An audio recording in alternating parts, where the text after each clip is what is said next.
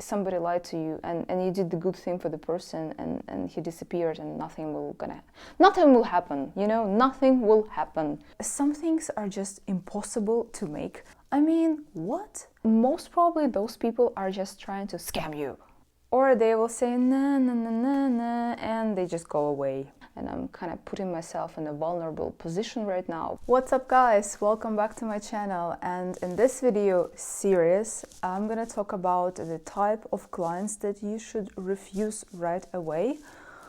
Or you might spend some really long time making them really understand why your work is valuable. As a freelancer or a freelance designer, it doesn't really matter. I mean, today we're talking about any type of freelance job.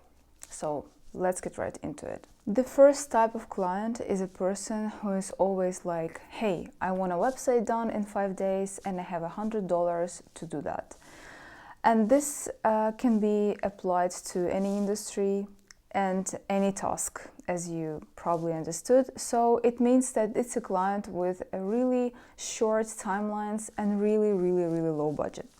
So you have two choices here. You either say no right away because some things are just impossible to make in 5 days. This is ridiculous. And you can't make a website for $100 because it will not pay your bills, right? So you either educate this client or you say no right away. During the course of my career, I faced hundreds of requests like this, and I can say that only 10% of clients can be educated. In all the other cases, it's just you spending your time for nothing. The next type of client is a client that has description of the job that he needs done, everything's fine, maybe this description is detailed, but he can't have a call with you. I mean, what? If I hire a freelancer, I definitely want a person to start ASAP. And if a person wants to have a call with me, I will never refuse. Because if I have selected someone to work for me, I am definitely interested to meet this person on the call if he wants to, or if I feel like I want to meet him on a call. But if you see that a client is not communicative and is not responsive and just refuses to have a Skype, Hangouts, whatever system you're using, call with you, I think it's not the right option for you to go and work with. Beware of the client type number 3, and this is a client who is not fluent in your native language or doesn't know English very well. So as you well know, most of freelance jobs are in English because it's a very international market. So if your client is, he speaks English, but he can't clearly communicate his expectations with you, you are thinking that you know what he wants, but eventually you might know nothing. I had experience in working with a client who was okay in English, but I had to make a website design in another language. It was French, and I didn't really know, well, I don't know French. I don't know French. So I had to ask him to translate every single page. And we have not discussed it, so I was like, he's sending me pages in French, like the content for the pages in French, and is he really expecting me to open the Google Translate and translate it myself? All I can do is copy and paste the translation that I get from Google.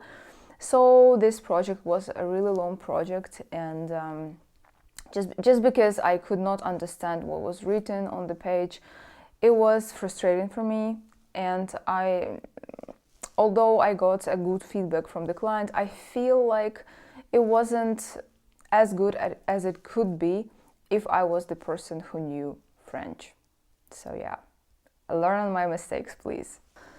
The next type of client you should be aware of is a client who asks for a test task with submission of the source files, but he is not prepared to pay for it. You might go for a test task game if you're just starting in freelance. Maybe you're a marketeer or you're a designer, developer, etc., etc. But the thing is that most of us have a portfolio, and I am a client myself, so I hire sometimes on platforms like Upwork. So I hire people not because not after the test task is done, but after I went through their portfolio and I felt like, yeah, that's the person I want to work with. And I feel like his style or the way he communicates is something that suits my internal world, let's say. So I would never ask anyone to make a test task for me. And I'm really, really cautious with people who are demanding test tasks done for them. 90% out of 100, I say no right away, or I say, hey, I will do the test task if you're not sure after looking at my portfolio, but you're gonna pay me for it because that's gonna take me 4 hours. It's gonna cost something, right? So they either say, yeah, okay, fine, or they will say, nah, nah, nah, nah, nah, and they just go away.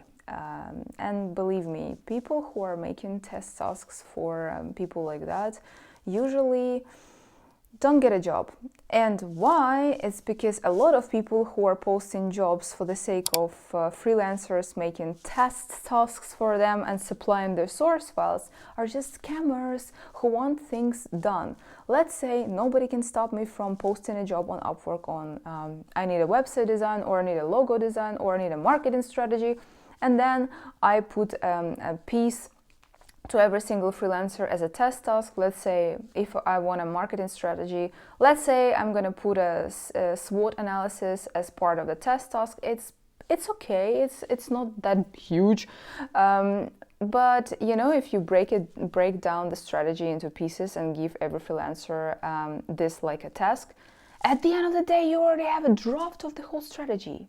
So most probably those people are just trying to scam you. The next type of client I love. So this is the client who asks you to explain every single step that you took before choosing the color for that particular button, or all the thought process that you went through in order to pick the font for them, or you know, every single little tiny thing that he should trust you because you are a professional and he came to you in order to get some help from you. But then all your work is concentrated around explaining to the client how exactly you came to that decision. And I want to say something to clients like this. Guys, I know you probably are not trying to make us feel hurt, but you actually do this. I will explain this in my explanatory documentation that I always supply to every single client. But the thing is that if you want to know design, or if you want to know marketing, or if you want to know social media management, or how to set up targeted advertising, you should go and take up a course. The next type of client that I personally don't really feel like working with, and I'm not recommending anyone, is a client that wants a breakdown in dollars, of course, or euros, whatever currency you're working in, of every single deliverable. I don't do that. You cannot order just a logo for me in black, let's say, or a logo in color, or you can't just order from me basic 6 screens for your application. No, that's not gonna happen.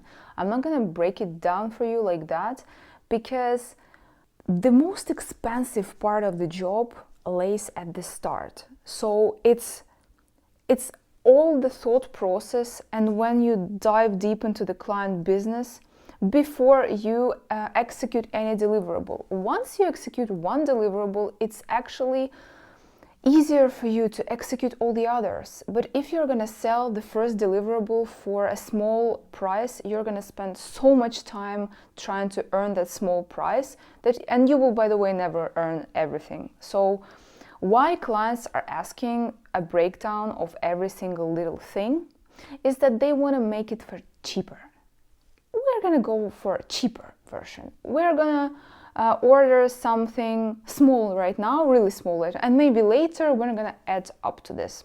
For somebody like startups, that might work, but it's your job as a freelancer in any industry to educate client that they need this particular job done in among all the others that you can provide, or they need everything. It's your job to explain why, and it's your job to explain why you're not going to break it down into every single piece. But make sure you do break down the job into, let's say, bigger parts, deliverables. But this is like a very general subject, and we're going to explore this subject in the next videos. The next type of client, it's not actually a separate type, but sometimes clients don't say anything to your timeline estimation.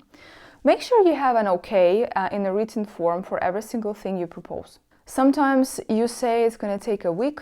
Sometimes you're saying it's going to take 3 weeks, and client never says okay to it.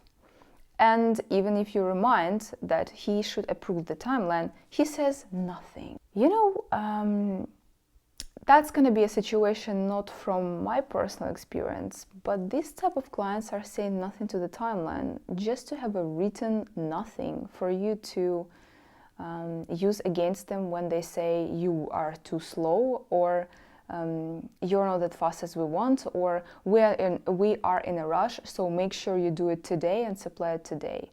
Thanks God I never had issues like that, but I know people who did have issues like that, and believe me, you want to have everything confirmed in advance. All the scope you want to be confirmed in advance, timeline in advance, price in advance, and all the stuff that are force majeure, and all the stuff like how the job is going to cost more if they add up to the scope. You want to confirm everything in advance. The next type of client is actually such a great guy. No. A client who doesn't know what he wants. A client who can't answer the brief questions you're asking. A client who is, oh, we want to change the world, but we don't have anything. We don't know what we want to change, but we want to change the world. We have an idea, but this idea is not shaped up, and we are expecting somebody to come in and read our mind. That's basically the type of client you should always say no to, because in 100% out of 100%, the educating this type of client is not gonna work. And they are, most of the time, they actually have a low budget as well. So finally, in this video, that's going to be the last type of client we're going to talk about, and this is the type of client who says this: hey, I love your portfolio and I want you to do something for me, but can I please have a discount of 30% for now, and in future I will bring you so much work that you will earn so much from me in this project you will not believe, but right now we are tight on the budget a little bit and we need a discount from you. I had it. So if you want to know what happened next, please listen carefully. So once upon a time, I had a client who actually did ask me to do that. And I'm not holding anything against this person. I actually had so many people asking me to do exactly that. Like, they saw my portfolio, they thought that I'm a great talent, hopefully I am. So they asked me to give them a big discount when I named the price. Obviously, it was too high and they wanted a discount, and they promised to bring me more work in the future. What happened once upon a time is that I really did give a discount, and I was hoping that in 2 months' time I'm gonna continue working on that project, and I will have like more money coming in. So I was like, yeah, well, in comparison to what I can earn, the discount is okay. I mean, I did the job for cheap.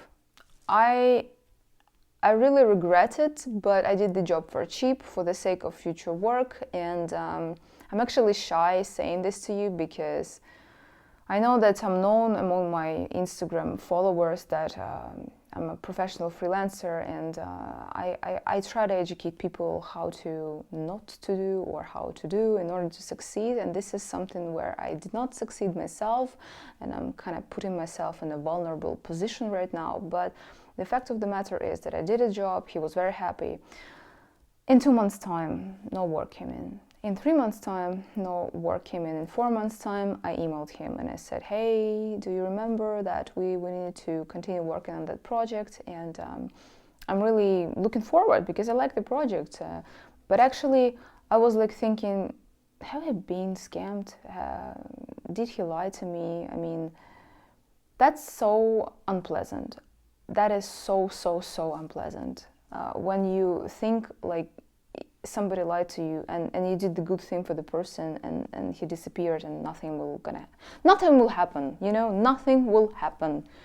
So make sure you never agree to this kind of things. I think that's enough for today, but that was the first part of this video series. In the next part, we're going to talk about more types of clients that you should say no to.